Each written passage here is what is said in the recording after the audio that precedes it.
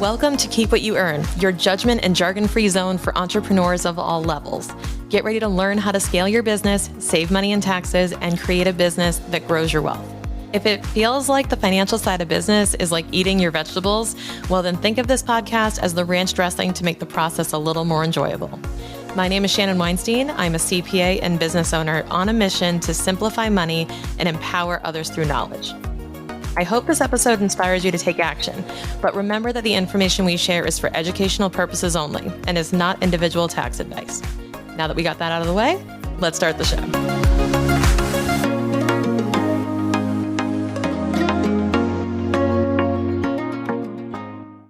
When I say I serve as a fractional CFO for our clients, it's usually met with the next question of, what does that mean? What do you do? Right? And a lot of people who identify as fractional CFOs, and I say identify because there's so many different labels that people in the world of accounting, finance, and tax can use for themselves. When we say fractional CFOs, what we mean are experts in the numbers who can serve as a peer to a business owner and be able to help them strategically make decisions for their business broadly, right? But how they do that can vary greatly from business to business and from professional to professional. In fact, not every fractional CFO has the same background. Not all of them are accountants. Not all of them come from an accounting background, including today's guest. I'm really excited to welcome onto the show today, Michael King. Michael is the CEO of KFE Solutions, which is the top-rated fractional CFO firm in Dallas, Texas. He's also the creator of the CFO Accelerator, where he helps accountants and fractional CFOs start, scale, and optimize their advisory services. He and his team are on a mission to help business owners understand their numbers so they can make better decisions. He's also the host of the CFO Report, where he shares tips, tricks, and hacks that he discovered over his past 6+ years building his own fractional CFO firm. He actually spent 11 years in the US Navy supervising nuclear reactors on submarines. I know, right? He didn't come from a traditional background, and he's not a CPA.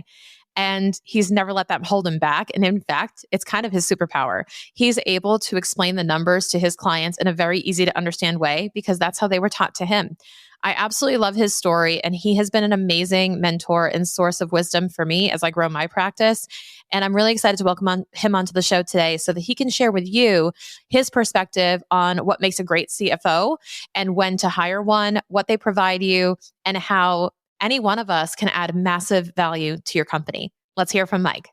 Hey, Mike, welcome to the show. Shannon, thank you so much for having me here. This is going to be fun. It will be fun. I feel like it's not that unusual that I get to talk to you, but I think it's the first time on our show, so I'm really excited. Yeah, I'm pretty sure I've been on the show once before. I think you have been before, but it's been a while. It has been. And you've been on my show. Yeah, we've cross-pollinated, so. Awesome. Could you just let everyone know who you are and what you do, Mike? Yeah, my name is Michael King. I am the founder of KFE Solutions, which is a fractional CFO firm that has been around for about 7.5 years now. And we help primarily construction trade businesses understand their numbers so they can make better decisions. And then 2 years ago this month, I started the CFO Accelerator, which is a program that helps accountants and fractional CFOs start, scale, and optimize their advisory services. And I love that you did that because it was a huge help to me. So thank you for starting the CFO Accelerator and going all in on that. Yeah, my pleasure. So Mike, let's talk about, first of all, let me just break down. I want to, in your words too, because you're so good at explaining this, what a fractional CFO actually does. Because I know that I've described it on the show before too, but I love hearing all the different perspectives because I feel like it's just an ambiguous term to a lot of people. Yeah, so the way that I explain the concept of a fractional CFO is like this. Most business owners, whether they have one or they had one, most business owners understand what like a bookkeeper does and what an accountant does. So when we think of bookkeepers and accountants, what they're primarily doing is helping you get clarity on what happened in the past. They're telling you what your revenues and your profits and your margins and those things were last month, last quarter, last year. They're helping you figure out what your taxes are because your taxes are based on what happened in the past. But the reality is a lot of business owners, when they're thinking about their goals and the things that they're trying to accomplish, those things all live in the future. And a lot of business owners need help figuring out what do they need to do today so that they can make sure that they're hitting the big goals that they have for next quarter or next year or 10 years from now.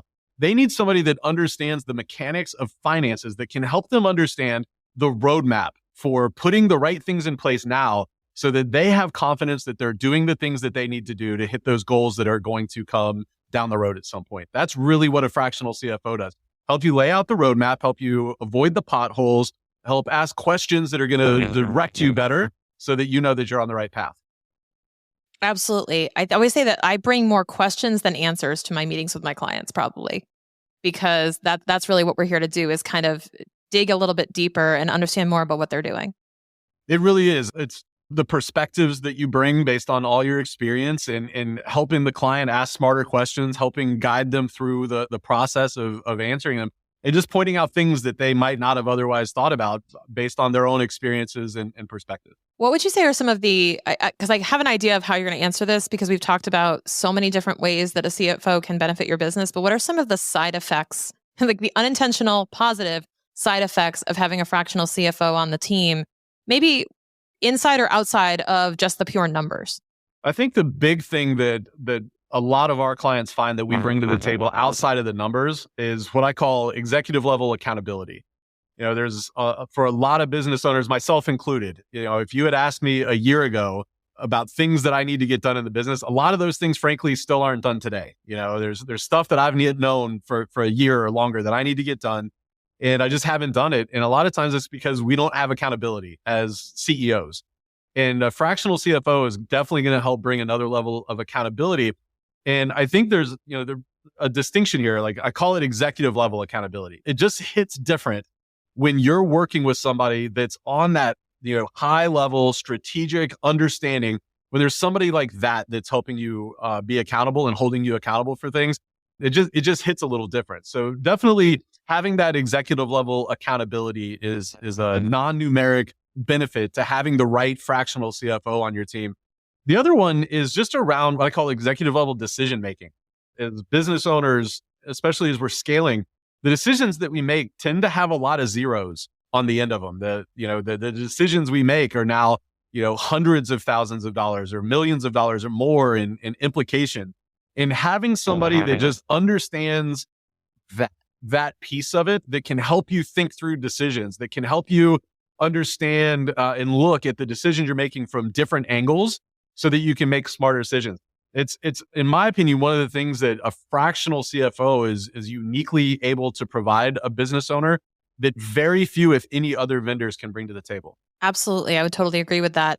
What do you think separates, I guess, A, separates an accountant from a fractional CFO, and then B, separates a good from a great fractional CFO for your team? Ooh, okay. We'll do those in two separate questions. So what separates a fractional CFO from an accountant? Certainly an accountant could be a fractional CFO.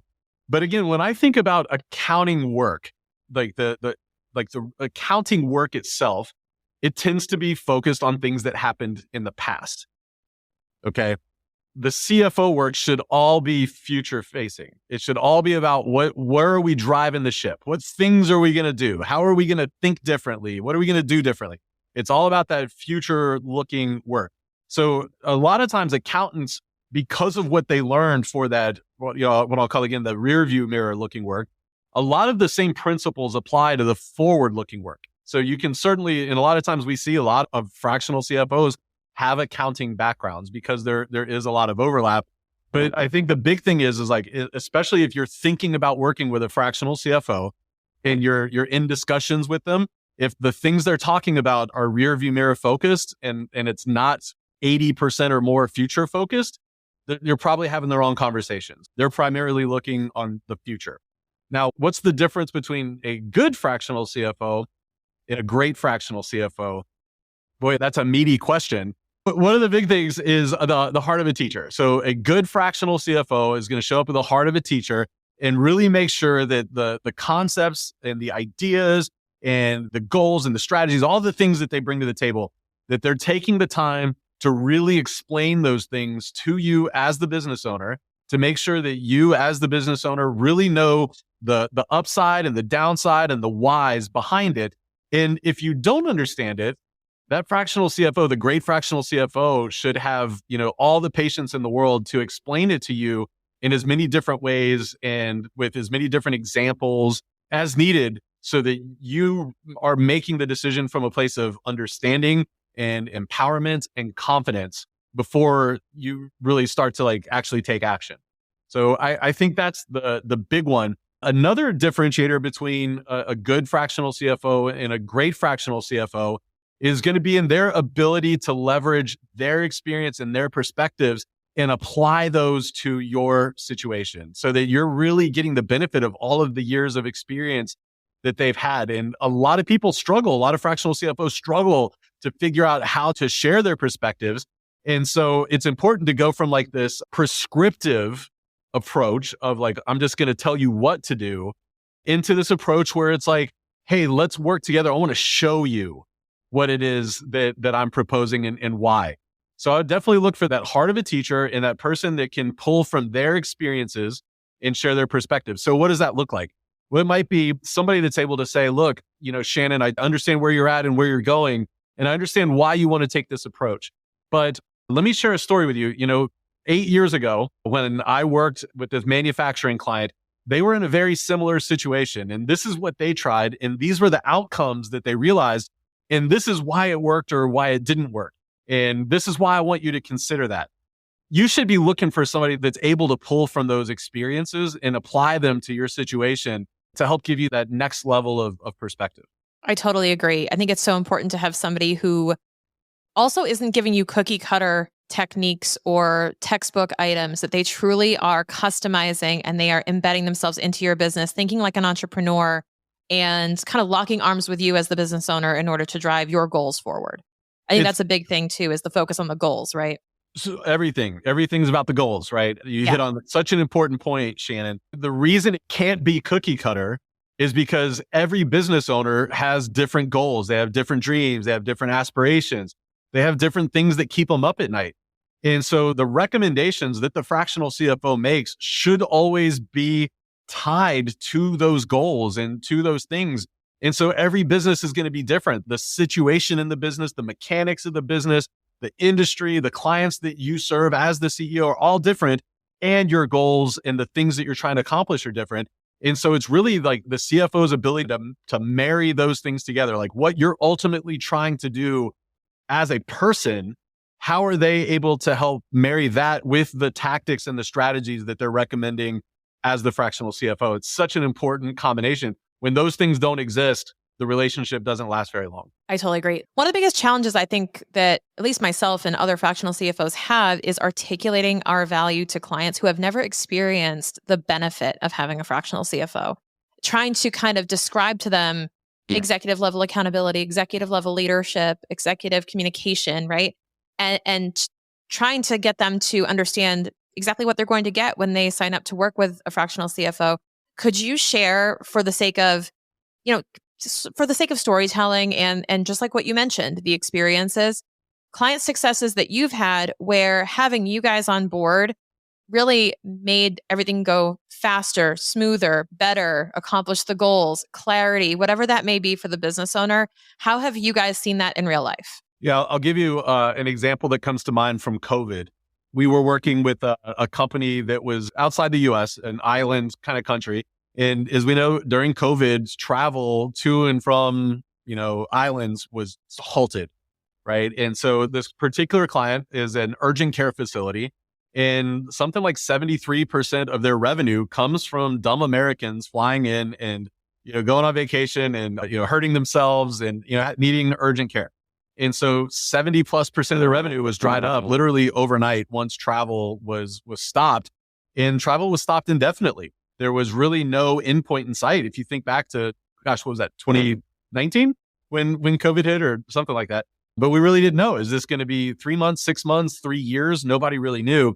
And so the CEO of this urgent care facility was understandably in dire straits, but he also has a huge heart for his employees, because the economy is not really strong on this island nation. The country's smaller than most large cities in the United States. So there wasn't a very robust economy. And he knew that if he laid off his employees, that their families were going to be in a world of hurt. There were no other job opportunities. And so we're in this situation where, as the business owner, revenue has all but evaporated, but he's also got a staff of people that he genuinely wants to take care of. He wants to make sure their families are taken care of. And I remember we were on the CFO phone and we're looking at projections and cash flow forecasts. And the CEO says, I want to wait another 60 days before we make a decision on exactly what to do here. I think we've got to wait it out a little bit longer because of these families. And I remember looking at him on Zoom, not face to face, but I remember looking at him and I said, look, we've got the cash flow forecast in front of us. If you wait another 60 days, if you wait even another 30 days to make a big change, then if this COVID thing lasts more than 9 months, you're going to be out of cash. And then everyone is going to be unemployed because you've got nothing. In smaller countries, they didn't have PPP. They didn't have EIDL. They didn't have, state governments that were able to offer, grants and incentives and things. It didn't exist. They don't have the economy for it. And so I said, look, if you wait, everyone's going to be out of a job. And he says, looking at this, Mike, we're going to have to cut 25% of our staff, in order to be able to wait, over a year to, based on their runway. And so we said, well, let's brainstorm this together. What are some things that we could do other than cut a quarter of your staff today to draw that runway out? And through some brainstorming and collaboration, what we realized is, hey, wait a minute, maybe instead of cutting 25% of your staff, what if we just cut everyone's salary by 25%? What we end up with is the same economic benefit. We were able to extend the runway sufficiently to get them past a year through COVID, and nobody lost their jobs. And he was like, wow, that's such a great idea. And so, we talked about it and what the mechanics looked like. And then, he goes to his team, he called everybody together and he says, look, everybody, I want to be really honest with you. This is where we're at financially. Everybody understands what's going on with COVID.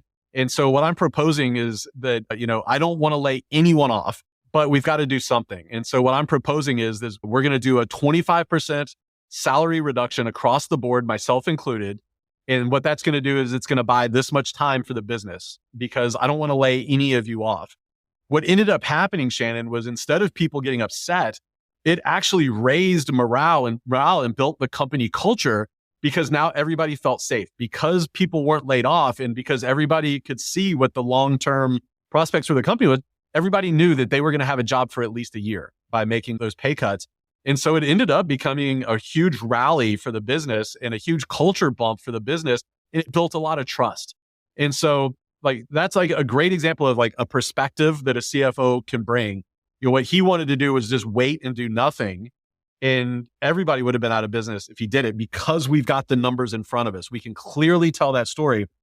We were able to keep him from making that mistake, but also to help bring some other ideas to the table on what he could do other than just lay off people. So those are the kind of things that a fractional CFO can bring to the table in a very real world example. And I think that one thing that through with that story, Mike, is how specific this was to that business and how that solution may not have been an option for another business owner or another culture or another company.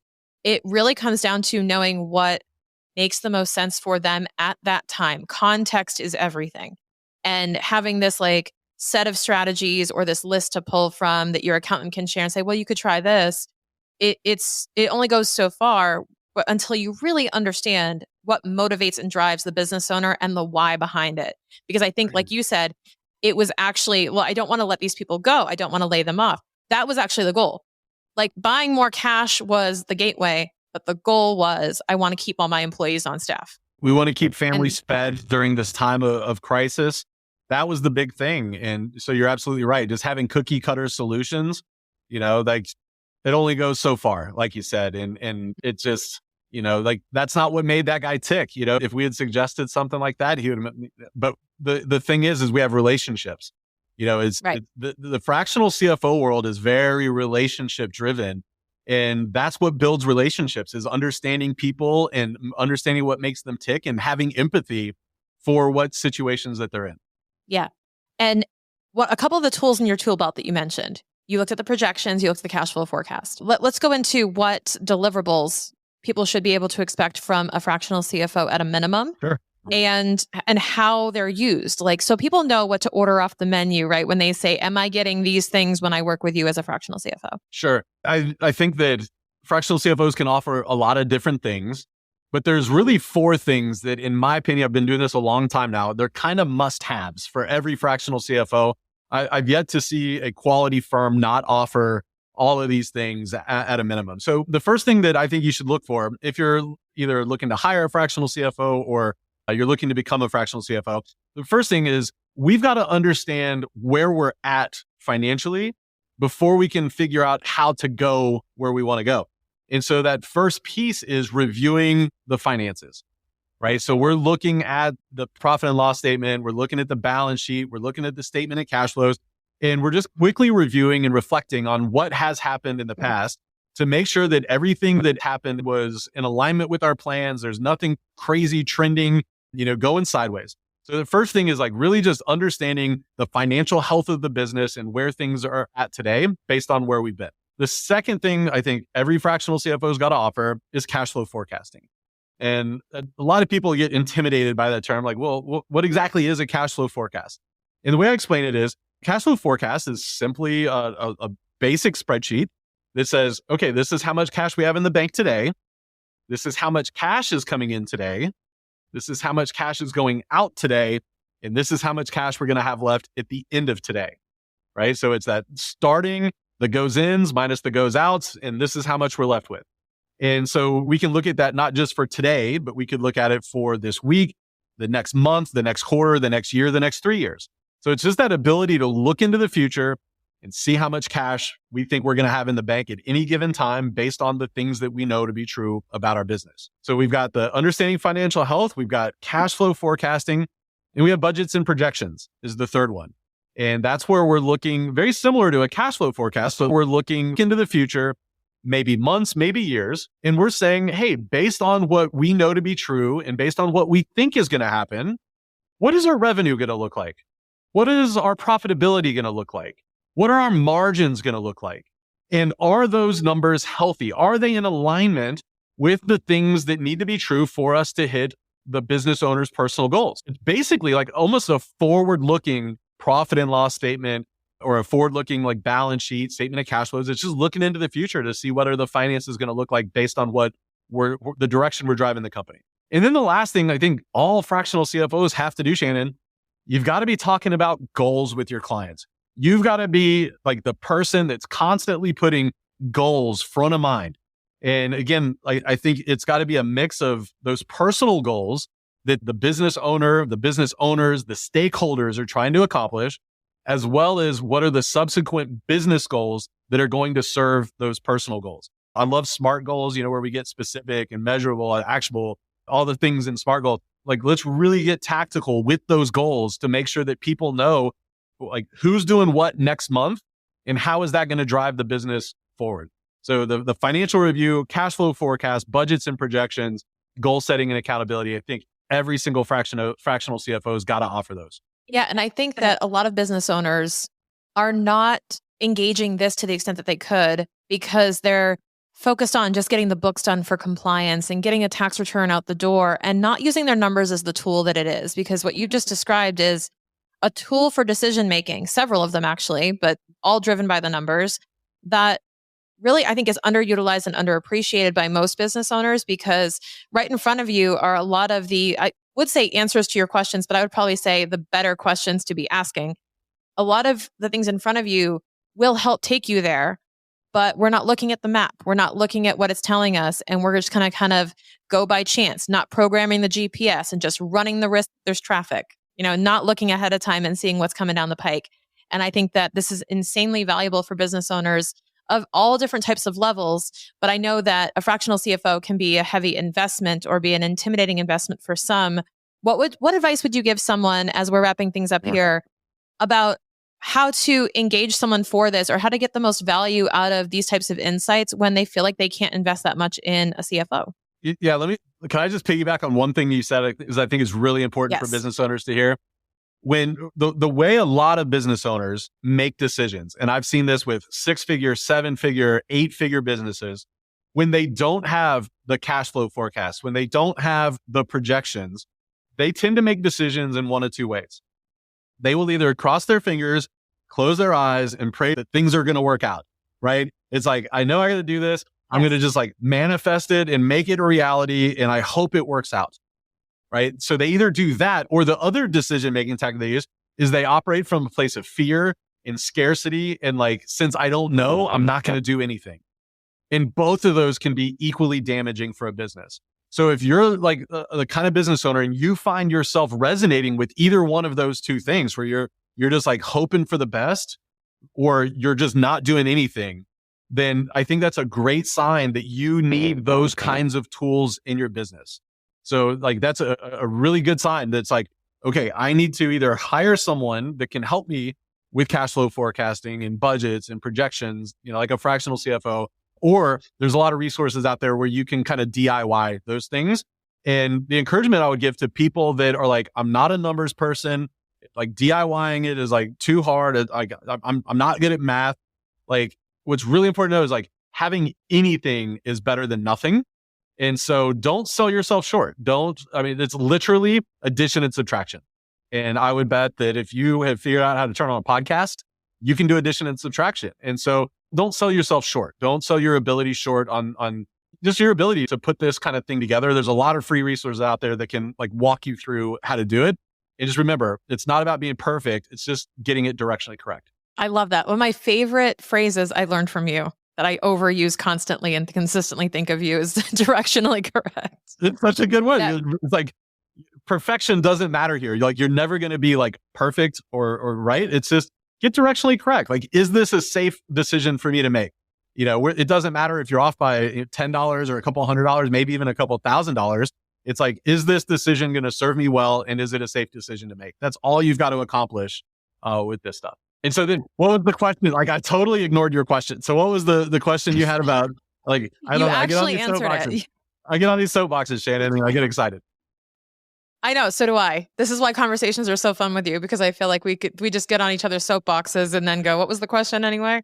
No, you actually nailed it, because my question was around if someone feels like they can't invest in a CFO, or they feel like it doesn't go zero or fractional CFO. What Mike just said was perfect in that you can do this. You can look at your numbers. All you really need to start is good enough books. I say good enough because like you said, directionally correct, good enough books to be able to read them, analyze them, understand them, or just piece the story together of how your money spent the year and use that to make better decisions. That's better than doing nothing.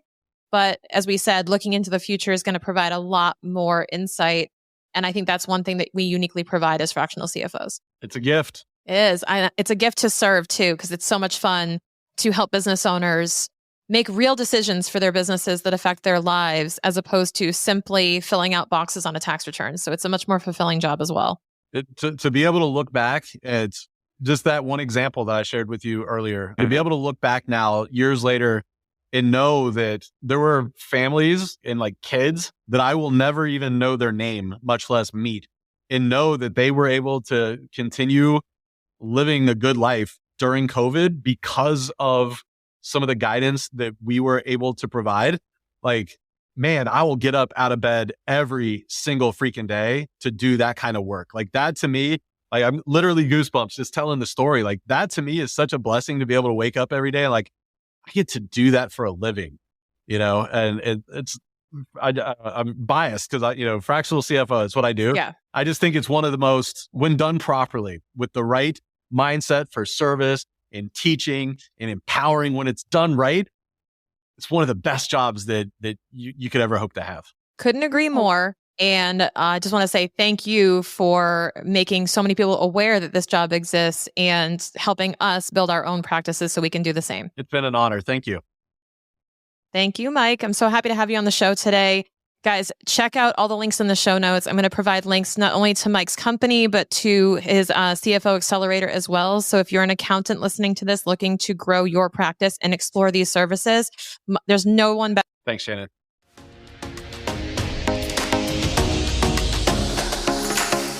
If you find yourself surprised by how much you make and how little you actually keep, then your problem probably isn't your profit. It's your cash flow. Cash flow problems are the number one reason small businesses fail, because they run out of gas in the tank. And that's why I released a mini course called Endless Cash that helps you quickly forecast your own cash flow using the same template that we use with our clients. If the pressure of launches and big investments stress you out, Then grab a copy of Endless Cash and start getting ahead of those road bumps right now.